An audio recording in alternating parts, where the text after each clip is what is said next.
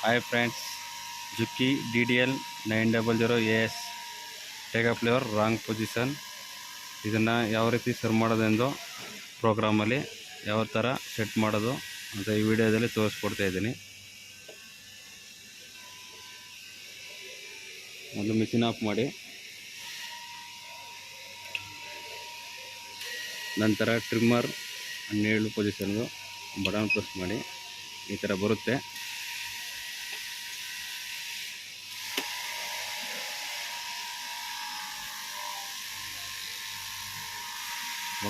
Correct position ನಿಲ್ಲಿಸ್ಬೇಕು.